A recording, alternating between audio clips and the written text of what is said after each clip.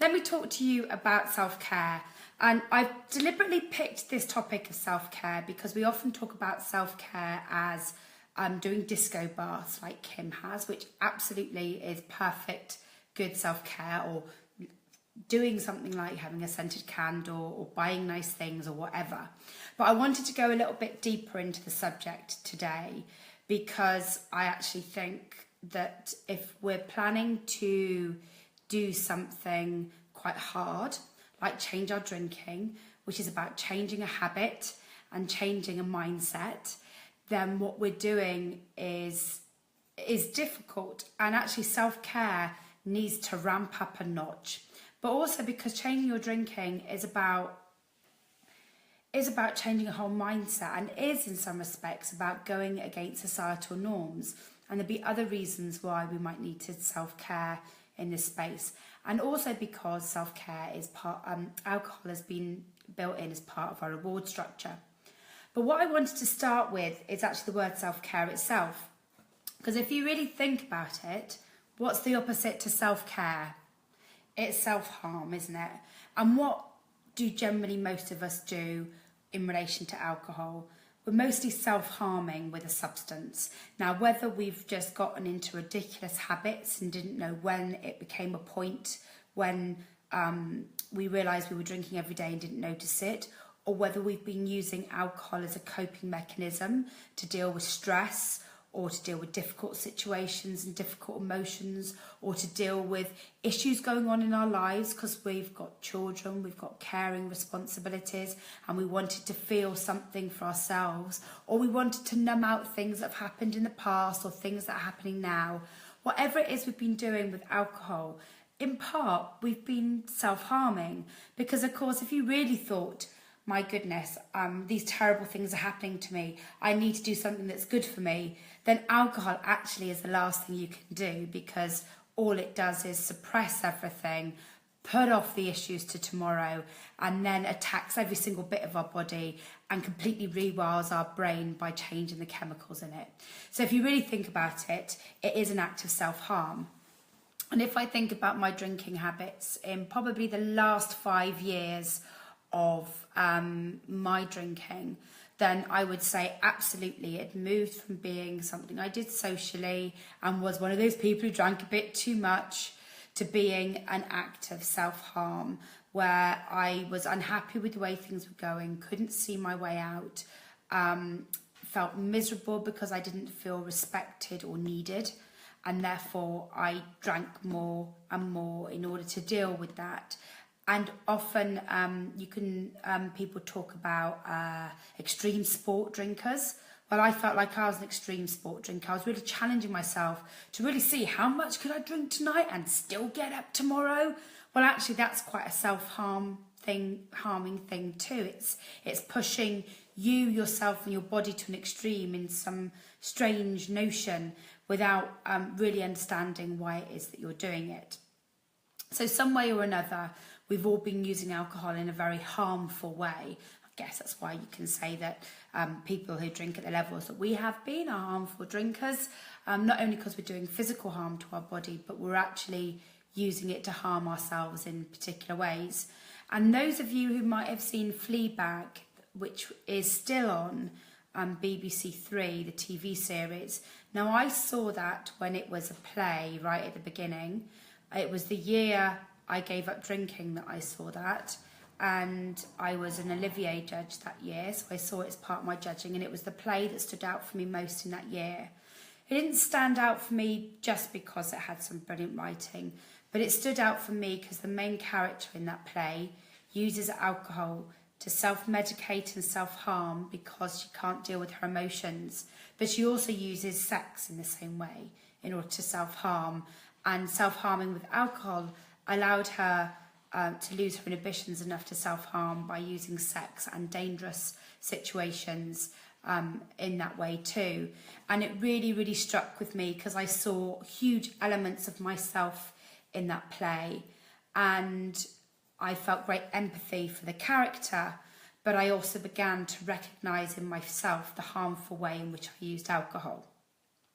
So when I'm talking about self-care today, I'm going to try and frame it in undoing the self-harm we've done, as opposed to looking at short, quick fixes to make us feel a bit brighter on a sort of a bad day. So that's why I got a bit carried away today, because I think there are some very deep things. The other thing to think about in terms of alcohol is that we have used alcohol for a long time, and therefore it has chemically altered our brains. And so part of the self-care we need to go through is understanding that what we're doing is trying to rebalance the chemistry of our brains, that we begin to feel normally. And then when we begin to feel normally, our response to feeling used to be alcohol, and we're no longer using alcohol to feel normally. So we're having to learn how to feel and deal with feelings and respond to feelings as well. But also that we'll begin to get some balance and energy back into our lives. But it's also important to know that one of the biggest acts of self-care that you can probably do to help yourself not drink anymore is to not drink, because it would give you the energy to carry on not drinking, because change takes energy. And if you think about it, we continue to drink because we're always so tired to think about the energy needed to change our drinking, so we carry on drinking. And so not drinking in itself is an act of self-care, because it gives us the energy to carry on with the process. So every day that you're not drinking, it's not that you're just not drinking or that you're reducing your drinking substantially, but it's that you're giving yourself the energy you need to carry on to the next day and the next day and the next day. You're giving yourself the energy you need to make change. And I talked about energy last week, and I will talk about energy again in the future, because change needs energy. And the one thing that alcohol does is sap you completely of that energy. And without you beginning to get some energy behind you by going for a long sprint without alcohol, you can't begin to make the changes you need. So giving up drinking, changing drinking, taking big chunks of time off of drinking is self-care in itself. We are psychologically addicted to alcohol. We have been using it so long it has changed our brains. We need to make some real changes to get it back to normal, to get it back into some good shape. I also do believe that alcohol has damaged our ability to empathise and has damaged our emotional intelligence. We've often talked about, and various people would have talked about here, that there are some views and some evidence to suggest that our emotional intelligence is stunted from the age that we start drinking, because we've learned to therefore deal with every emotional situation through using drink. We've used that as the coping mechanism rather than dealing with the issue at hand. And so because we've not learned to deal with those emotions, we're bloody playing catch up. I've got 25 years of catch up to play in my emotional intelligence. And I tell you, it is hard work. And so you'll get a lot of feelings as you change your drinking that are new, and you'll want to just revert back to your old behaviour and your old go-to, which is alcohol, which is why this is such a difficult process. And it is a difficult process, but it is possible to do. And that's why these webinars are about giving you the tools to understand what's going on and to understand what other people have learned before you, but also to give you the tools to manage that yourself. Because it is all possible, but it's all about learning and building up new skills. The other reason why self-care is important and understanding all of this is important is because if you think about it, alcohol has told us that society has told us that alcohol is the answer to everything. The advertising would tell us that alcohol is the answer to everything. It will make us sexier, it makes us happier, it makes us more sociable. That's what all the advertising shows us. Even though they can't use other things because of advertising laws, that still tells us. Our family probably taught us through their behaviour that alcohol is what you do to celebrate, what you do to commiserate. Every time we watch a soap and somebody's depressed, they go, oh, come on, love, come round for a drink, and all of this sort of stuff. Drown your sorrows. Think of all those sayings we've got in society that are all about using alcohol to deal with our emotions. We are completely socialised into using alcohol as a way of dealing with self-care. If you think about all of those memes that are mummy's gym time, wine o'clock, all of that stuff that suggests that, you know, the bit where you've put your kids to bed and you sit and have some alcohol is you time. It's your time that you deserve, that is your reward for having children, that your reward is therefore to, you know, poison yourself with a toxin, basically. But we have been socialised into believing that. Then you begin to realise the task at hand is quite hard, because not only is our brain shaped by our drinking and our thoughts shaped by our drinking, but society has shaped all of that too, and we've got a lot of unpicking to do. And then underneath all of that, if that isn't enough, there are other societal norms. As women, we're taught that our value is in caring for others and not caring for ourselves, and often that should be at the detriment to our own well-being, that self-care is indulgent and selfish. And if we're a man, self-care is about being weak and suggesting that you can't handle something, and also not about looking after your family as the breadwinner. So not only do we have societal norms that are all about alcohol being the answer to everything, but we also have societal norms that conflict on the other side, that say taking time for ourselves, taking care of our health, thinking about ourselves and self-care are wrong things, are selfish things, are indulgent things, are not manly, are not strong, signs of being strong.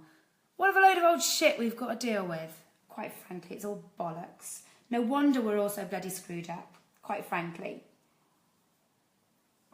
So, my friends, your job in unpicking all of these societal norms, in giving up drinking or changing your drinking, is about fighting all of those societal norms.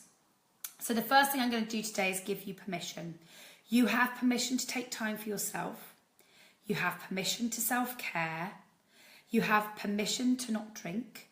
You have permission to do the things that you need to do to become the person that you want to be, and to get rid of alcohol as being such a big influence on your life. You have permission to do all of those things. And that doesn't matter if your goal is to moderate or to go alcohol free. It's still the same things that you've got to deal with. You've just got slightly different goals and slightly different tactics to deal with. But altogether, you're still pushing against the societal norms, both in terms of gender and how society has taught you to deal with alcohol. So people, we've got a fight on our hands, and that's okay, because we're up for that fight, because we're bright, amazing, intelligent people. And now we know all of this, it becomes easier to begin to unpick it. And so what I want to do today is equip you with some of the skills, which is why I probably spent quite so long on writing today's webinar, because I got excited about thinking through the subtleties of those skills and the types of skills that you want. And today I've used a series of blogs that have been written by a couple of friends.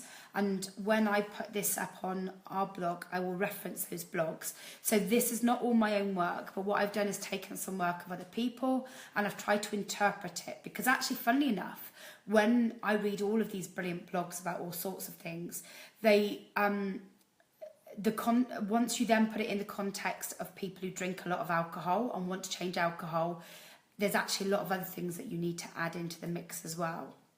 And I begin to feel quite jealous, actually, because I look at these blogs and I think, oh, you guys haven't had the alcohol thing to deal with as well. That makes it even harder.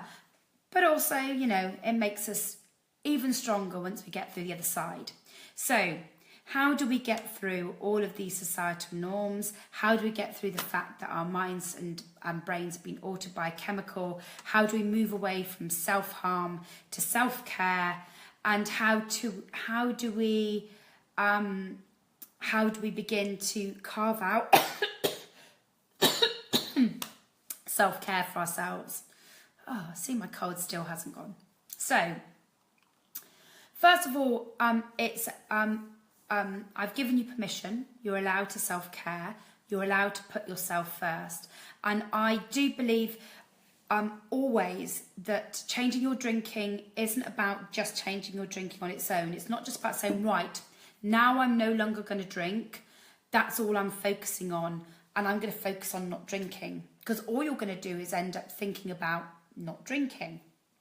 And actually, if you're not drinking, what you want to do is think less about drinking, because for most of us it will start being on our minds at 3 p.m. in the afternoon, and we'll be thinking about when we can sit down with a glass of wine, or we'll start thinking about it on a Thursday afternoon because Friday's when we go out. So actually drinking takes a lot of brain power, takes a lot of space up in our brain.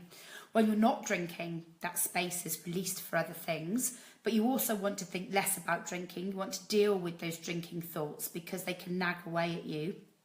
So you need some distraction.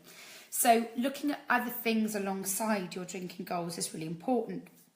And yes, you may want to have exercise as part of that, because we all like the idea that we're also going to become thin and amazing once we've given up drinking. And exercise is a great distraction.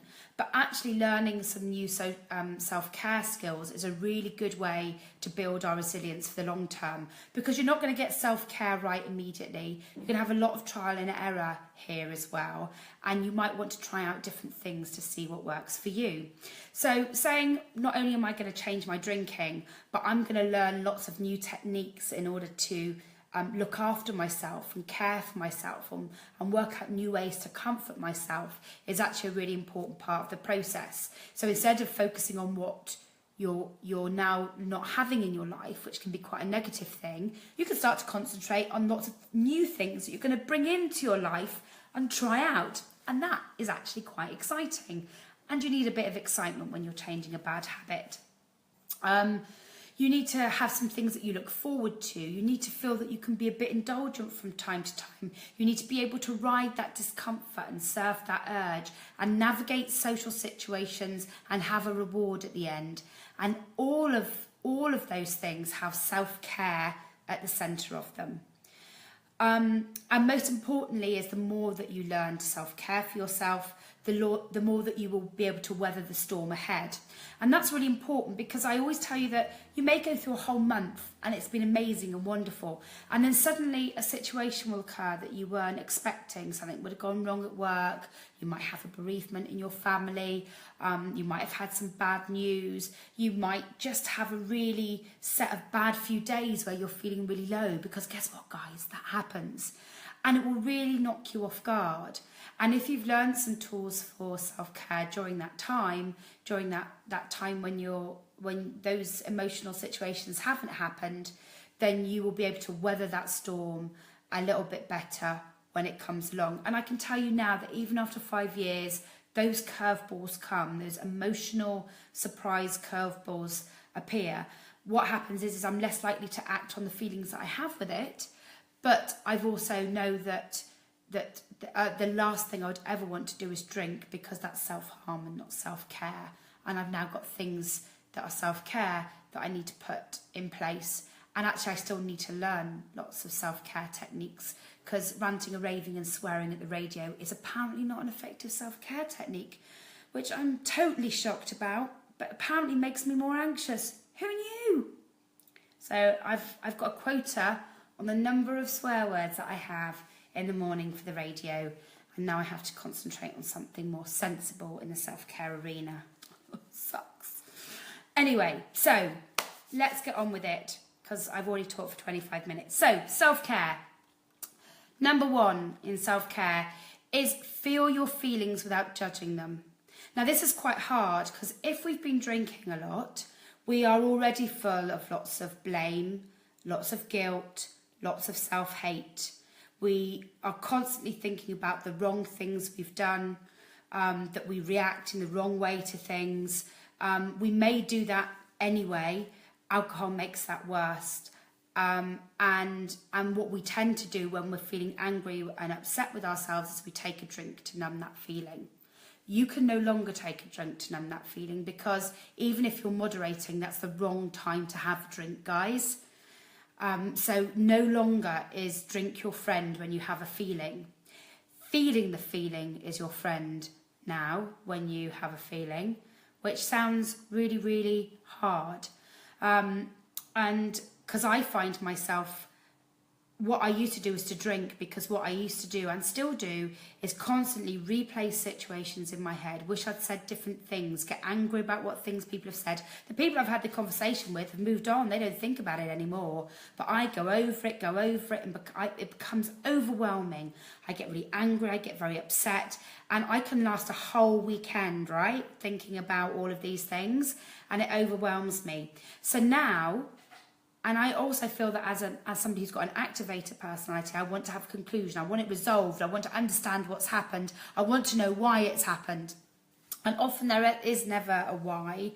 It's just because people react to each other, and that's what happens. People misunderstand each other, and that is what happens. Relationships are not easy. So how do you feel your feelings?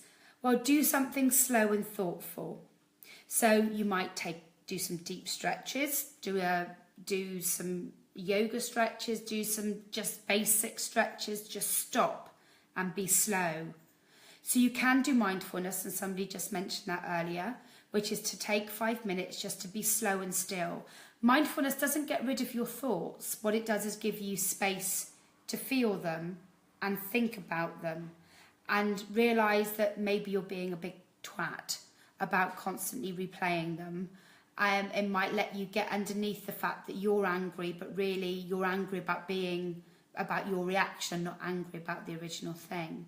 So it gives you space, and actually the more you practice mindfulness, it actually gets easier for you to therefore think through your emotions. But even just sitting still for 5 minutes and not calling it mindfulness will give you the space to breathe and go, you know what, it doesn't matter.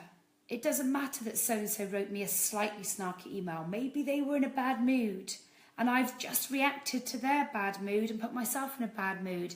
How stupid is that? It may be that you want to go for a walk, or swim, or listen to some music, or listen to some slow music. But do something slow. Do something that allows you to just feel the emotion and think through it and go, you know what, we all think emotions, we all feel emotions, we don't have to react to them. You know, they were having a bad mood, I reacted to it, and I've put myself in a bad mood. How silly is that? So please be slow, be thoughtful, stretch up against the wall and just stretch your calf muscles, lie on the floor and just put your hands on your belly, sit and do some mindfulness, do some very slow cooking. I don't know, but do slow, be thoughtful, and allow yourself to think and feel. But then also don't judge yourself. So don't go, oh, I'm terrible for doing that, I'm awful for doing that, I shouldn't have done that, I shouldn't have done that. Just go, oh, I reacted, and that's allowed. I'm allowed to react to things, and that's okay. I reacted to it, but now I'm going to let it go. I'm not bad for reacting to something. It's the way things go. And don't tell yourself off. Don't judge yourself. Just notice it, let it flow past. The more you do that, the easier it will be. And I tell you, I'm going to say this loudly so you can hear it, but I'm better at this than I used to be. As today I did a stomping off the train. Because I was reacting to how Yusi reacted to me, and I stomped off the train.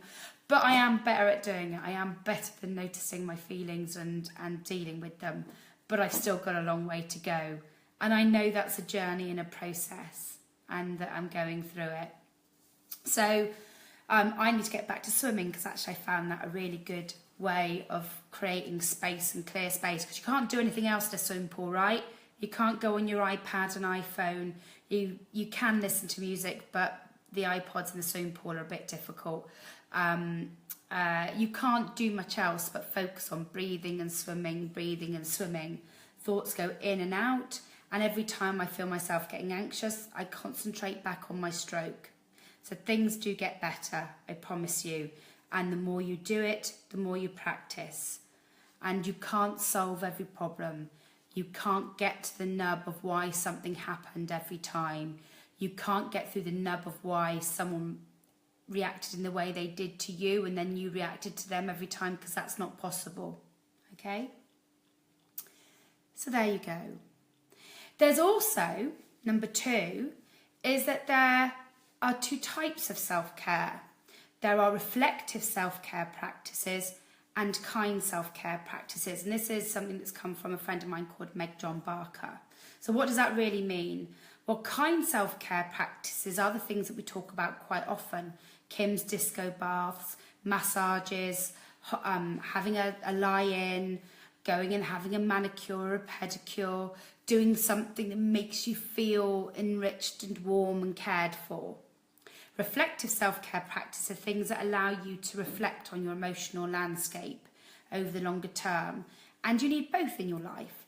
So definitely, how might you do this? Well, first of all, start to make a list of all the kind self-care, and they're different for everybody, but you might want to list things that make you laugh or feel joy, feel comforted, feel loved, feel content, feel relaxed. Think about all the emotions that you used to use alcohol for.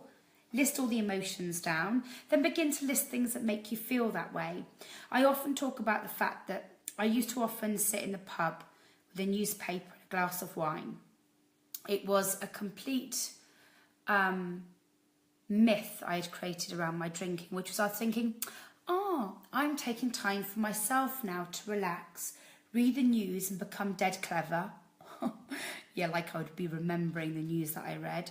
And feeling content just with a glass of wine in a pub. Utter bollocks. It was all an excuse to drink, and I was framing it as if it was somehow self-care and intellectual development. What a load of old cock. And actually, I now find that I do the same when I'm reading something and I've got a nice cup of tea that I've made very specially for myself. And you may do the same with a particular drink, or you may do the same by, creating the right environment for you to read in a very comforting way, the right light, the right smells, the right music, whatever.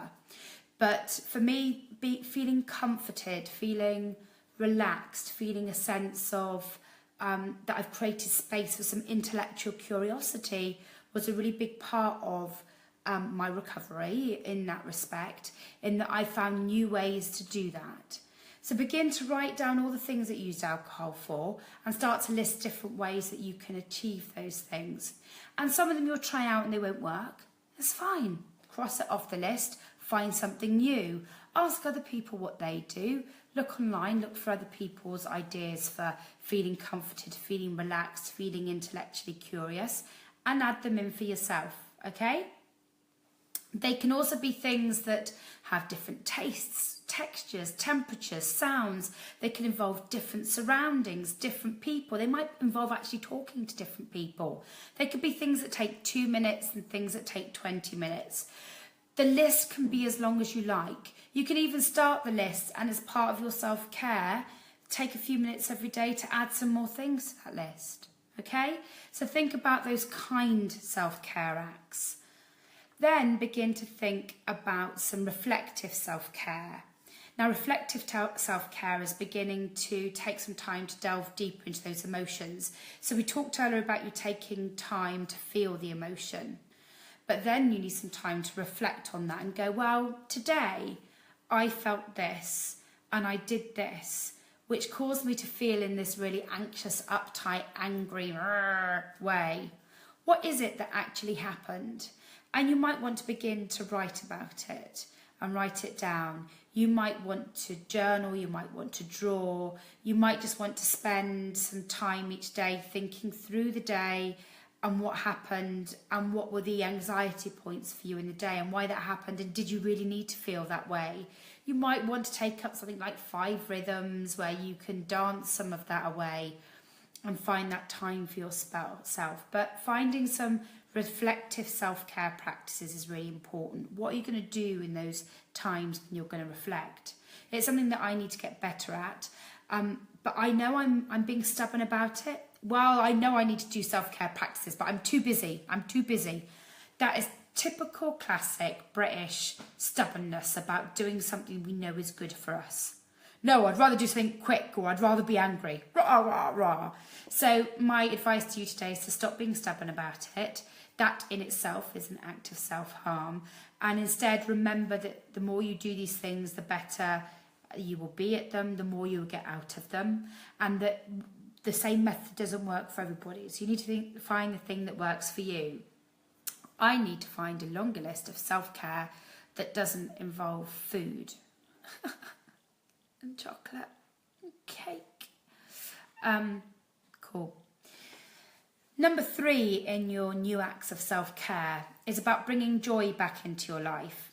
A few weeks ago, I talked about the fact that if you're making a change in life, we can often get really, really focused on the act of change, the acts of demonstrating that we're changing, the process of change itself. And that's actually quite hard. It's hard because we are going against our instincts, we are treading the path of least resistance, and that's always hard work. It takes a lot of energy. And often it means that we are hunkering down and we're deciding that we're not going to the pub, we're deciding that we're going to go to the gym instead, we're deciding that we're doing actually lots of hard things that are going against the grain. What we often forget to do is to bring new things that involve joy in our life.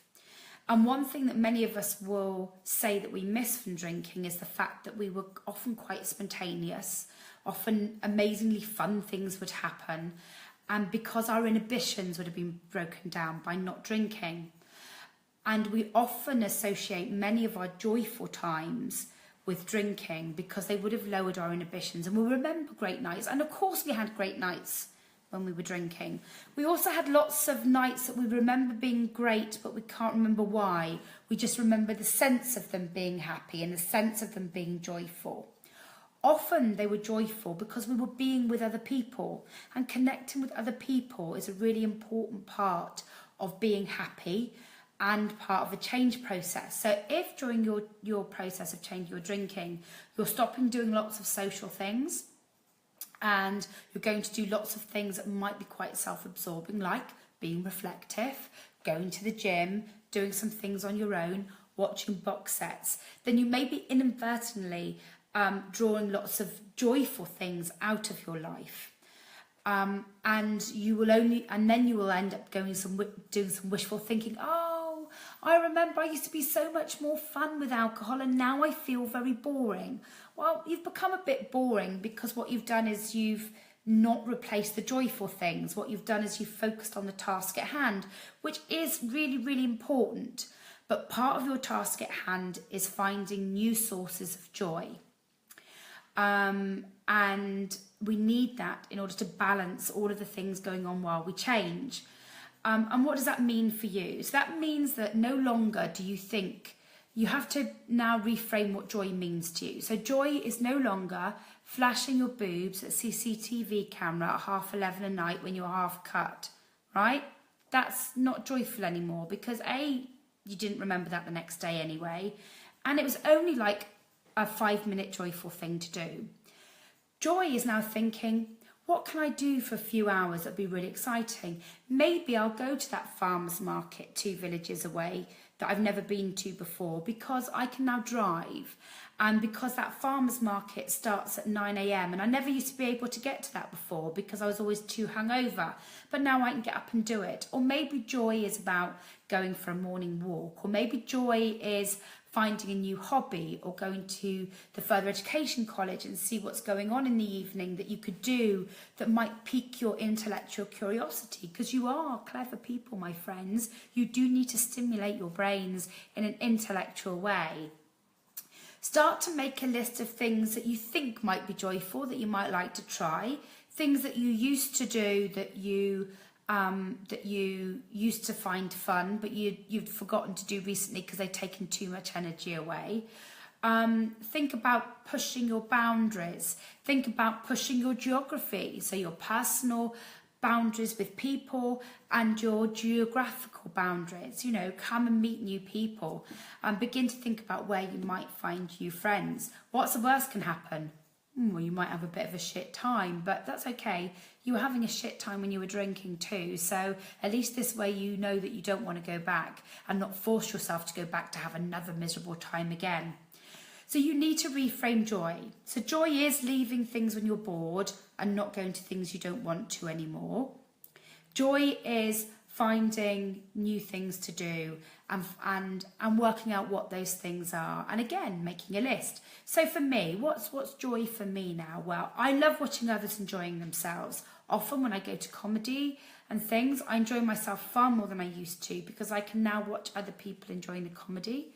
I now remember it. I can relive the jokes the following day. It's brilliant. I remember second halves of plays.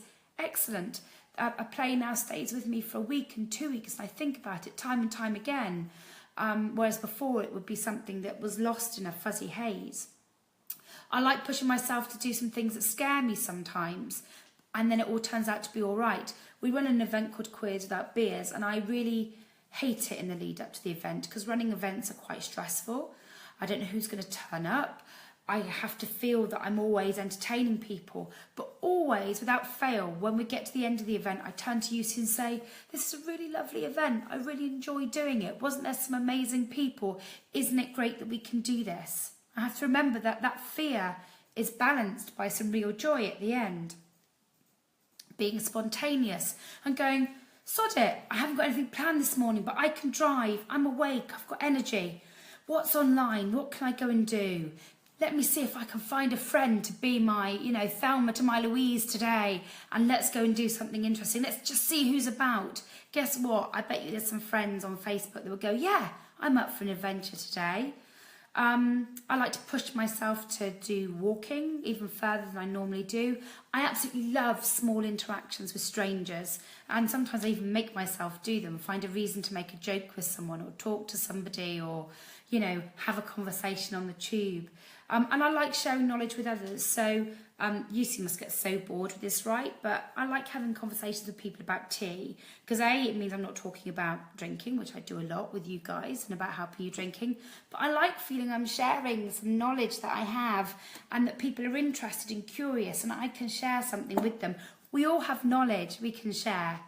So try and think about new ways to bring joy back in your life. Again, from the really small things that might be small interactions, regular phone calls and Skypes with friends, all the way through to doing something new, creating some new traditions for yourself.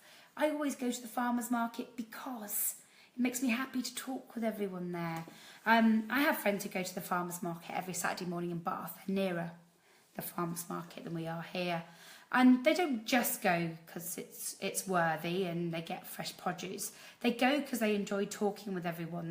They're part of the community that shops there, and they get huge amounts of joy from that shopping, even more so than you would from going around the aisles in Tesco's and Sainsbury's. So don't forget that even, turning some of the simple weekly tasks on its head and changing the way you do those could probably bring you new joy and new connections that you never thought were possible. Okay, another element to self-care is remembering that there isn't a magic wand, and that that focusing on the journey that you're going through is part of self-care in its own right. Now let me try and explain that a bit more because I even confused myself writing that sentence. But when I was in the many times in the 10 years that I wanted to give up drinking, from the day my dad died until I finally gave up, actually it was probably about 8 years, I longed for the magic wand that would make everything better. And even now, when I'm feeling low, and I'm often feeling low because I'm earning probably less money than I've ever done in my life, and sometimes I just want to do something nice, or I think the answer to my problems is to move to somewhere where I can have a cat or something. I go and buy a lottery ticket. Really bizarrely, I spend £2 on a lottery ticket because I think maybe if I won the lottery that would solve all my problems. It's not the gambling aspect of the lottery that I'm doing. It's the idea that somehow there's a magic wand. And often in Club Soda I see people asking questions which where they're hoping for the magic wand as well. And I've wanted to say for a long time that this is the wrong hope to cling to. The real hope, the real joy, the real knowledge that you need to know is that you have everything inside yourself that you need to change your drinking, and that the journey of changing your drinking is a really important process itself. And if someone could give you a pill, could confine you to rehab for 4 weeks and stop you from drinking, that is still only the start of the journey, and it's not the full process, because you still have to be in the world, you still have to socialise with people, you still have to encounter advertising, you still have to deal with social situations, you still have to deal with those emotional things that will come your way. There is no magic wand, and therefore I think it's an act of self-sabotage to always cling on to the hope that there will be a magic wand, or that somebody will say something that will magically change you. That actually the real self-care is understanding that you will get huge amounts from this process overall. So Kath, you may have had lots of day ones, but those day ones will hold you instead. And when it all finally sticks, it will stick because you've had more day ones. It will stick because you've gone through some trial and error. You will get there because you've been through a process. It is a marathon, not a sprint, which we always say. But when I was thinking through this today, I was thinking, yeah, the process of change that you're going through is part of the self-care, and so you can be kind to yourself in knowing that you're going through a process, and being kind to yourself is not clinging on to hope that something magical will happen without you being involved. You are the magic. You being involved is everything. And in some ways it is a self-indulgent fantasy to think that it'll all happen just by magic. So there isn't quick fixes, there isn't perfection. You'll never be perfect either. You have to know this. And that perfection, not achieving perfection isn't a reason to ditch your goals. That you will have trial and error, you will have highs and lows, but you will achieve more by having gone through all of those and then finally getting through to changing your drinking. You are ridding yourself of a chemical that has altered your brain for years. And so it will take time to undo that damage, and it will take time to experience all of those things that the world has to throw at you that you will now have to deal with without alcohol. So self-care is believing in yourself and in the process, and ditching the idea of a magic wand. That's a better way of explaining it. Wait a minute. It is self-care. Wait a minute. Typing this now. Self-care is believing in yourself and not the magic wand. There we are. Type that so I remember that, because you all know, right, that I still have no memory skills despite having given up drinking. See? No magic wand. Cool. It will also mean that overall you are more resilient in the long term, because you would have learned some of these things too. This makes you more resilient in the long term, right? Resilience. That's what you're aiming for. Number 5 to self-care is learning to use and give advice wisely. And I've put this in very specifically because we're such a big, helpful, amazing community. And what I've learned is that we can take advice in we can give and take advice in many different ways in the community. And we can actually use the advice other people give us as a tool for self-sabotage. So, for example, I've written something completely incomprehensible as a first sentence here. Wait a minute. We throw questions out to the community. Or we throw out things that are happening to ourselves in the community. And often we do that for a number of reasons, and we often don't know what those reasons are. We don't often know what we're expecting back. But often when we get back a response that we don't like, we see that as proof that people don't understand us and don't understand the challenge we're going through. But all people can really do is give advice on where they've come from themselves.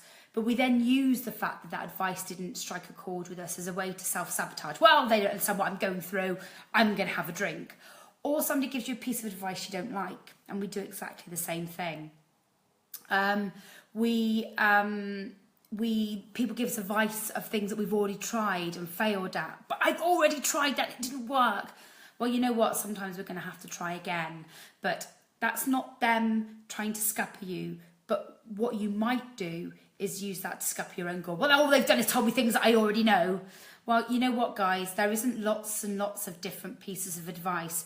Actually, most of the advice in this space is the same. But often we throw out a question, we get advice back, and we use that advice as a way to go, sod it, nobody understands, they've told me what I already know, and I've tried all that before, it doesn't work, I'm going to have a drink.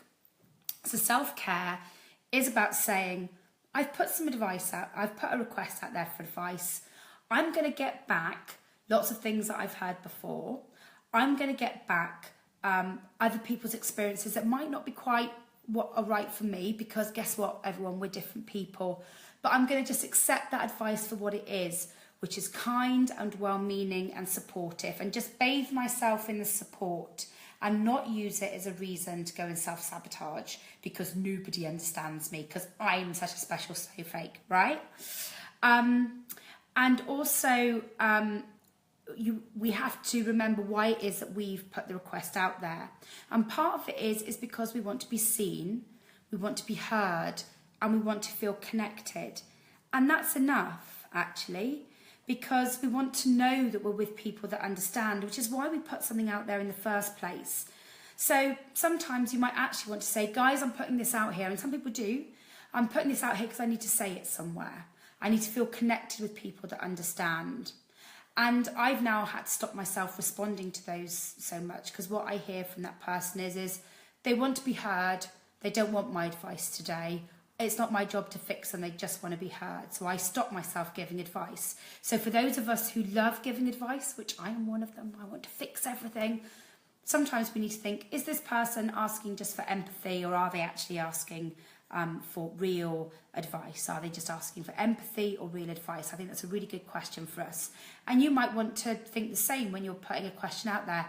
Am I asking for empathy or advice? And when I get the responses back, how am I going to use them?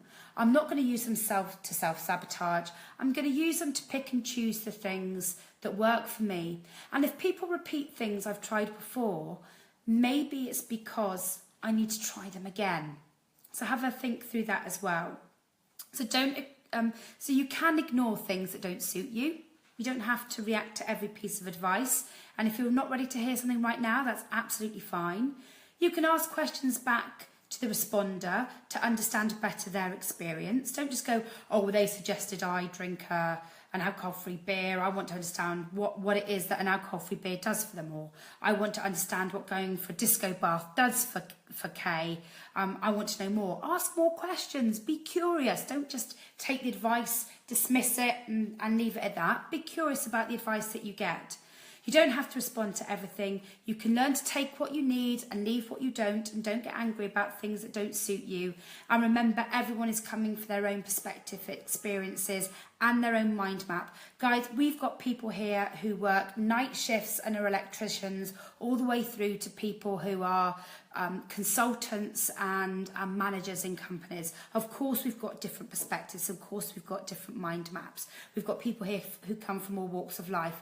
Not everything will suit us. We won't phrase everything in the right way. So let's not get angry with each other, but instead try and use the advice to be supportive. And as a community, maybe we could ask people more often when we're not sure, hey, you've put something up here. Do you want advice or empathy? Because we can do both, but I want to make sure that we're giving you the thing that you need right now. I think that question is a gold question for our community, and I'm going to try and encourage us to do it more, because if it gives the person seeking advice choice. It gives them a choice to say how they would like you to respond, and it gives them power over their question and the responses they receive. Otherwise, they might feel overwhelmed and disempowered, because you may notice that sometimes we all pile in with amazing advice, but actually that can be quite overwhelming. So let's give the power back to the person who asked the question, but also remind people that they don't have to take every piece of advice, and that every piece of advice comes off from our own experience. It may not chime with theirs. I've been quite taken with this bit today, because I think it's quite important for us as a whole, as a community, when we're desperate to support each other, and we so are, and supporting each other is a big part of our process too. And I know that we all hate it if we get it wrong for each other, and so I'm hoping this will help us get it right. Then finally, the last piece of advice for you, because I've nearly talked for an hour. See, I told you this was a really exciting subject. This is why I started late. Is that you're allowed to say no, and you're allowed to take time for yourself. We often talk, I often remember that when I used to go to the toilet when I was out and about in pubs and bars, I used to try and be really quick, because I used to think, people will know that I've gone for a long time and I might be missing something. Really, deep down, I was thinking, oh God, I need to get back to my drink. Because the one thing I didn't do very often was take my wine with me to the toilet and stick it on the toilet floor while I was having a pee, and have a drink while I was having a pee.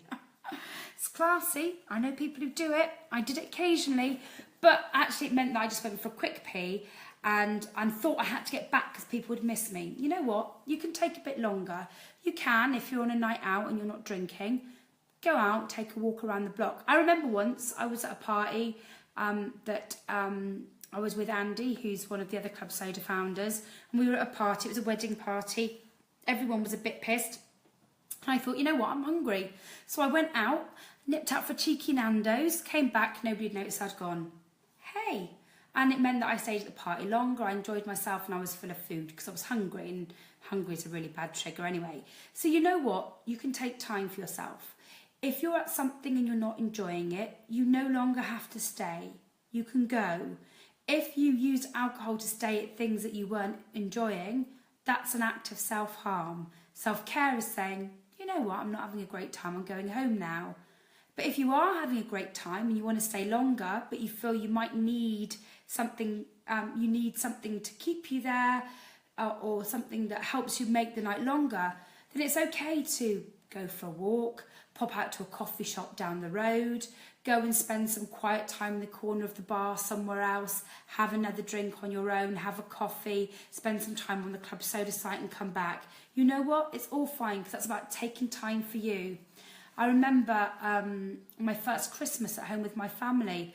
I spent an hour not with my family on Christmas Day. I just took some time out. It's allowed. It's amazing. So you're allowed to say no. You're allowed to take some time to yourself. That is self-care, and it's probably one of the most powerful words that you can use now over the next few months. No, I'm not doing that. I don't want to do that. It's okay. I've got something else on the horizon. So finally, I'm just going to leave you with this thought, which is that self-care is often something we do to reward ourselves. But actually, self-care is something we need to do in order to make change happen. It's not an optional extra. It is something really fundamental to the change you're going through. But one thing that we do know is alcohol has been part of our self-care and reward structure for a long time. So self-care and rewarding ourselves with things that are self-care is really important when it comes to changing your drinking, because what you're trying to do is replace something that we often thought of as care, but was in fact harm. So you need to remind yourself that actually drinking in any situation is an act of self-harm. If you're angry with somebody, then it's not going to make it better by drinking. In fact, it's going to make it worse by drinking, and you're going to be hurting yourself, both physically and mentally. And that what you need to do is care for yourself instead, and put in place a new strategy to self-care for yourself. And slowly but surely you will unpick that societal norm that says that alcohol is the answer to everything and that alcohol is a reward. And it does take time. Don't get me wrong. It takes years to because you need to experience lots of different things that you've used alcohol for before you've managed to discount each of them and say, I don't need alcohol anymore, I don't need alcohol anymore. So things will always crop up to surprise you, but it will get easier and easier. And you may I still occasionally think, oh, I wish I could have a drink like everyone else. It happened on Thursday night. I wish I could have a gin and tonic because there were tons of free gin and tonics. Literally, I was surrounded by free gin and tonics. There were so many gin and tonics, I cannot tell you. And I thought, why can't I have a gin and tonic like everyone else? But I thought about it for that long and I didn't act on it. So what happens is your desire to act on it just goes completely. And I thought, no, I will feel ill tomorrow. Ironically, I was really ill the following day. I think I had food poisoning. So everyone else might put that food poisoning down to hangover, but oh boy, was I ill. But anyway, so remember, self-care is a really important part of your journey because you need to self-care when you're doing any change process, that you're replacing alcohol in your reward and emotion structure with something new, and you need to do that. And because what you're doing is unpicking something that was ultimately self-harm. And I really hope that you can begin to put some things in place and share with each other what those are. But also I've put this into a massively long blog and with the references from which I got this stuff from, and I think I'm going to pick up some of these themes again in the future. If there's anything you want me to cover in a webinar in the future, then let me know. Any topic or anything you want me to do. Already I've got some topics coming up that you guys have suggested.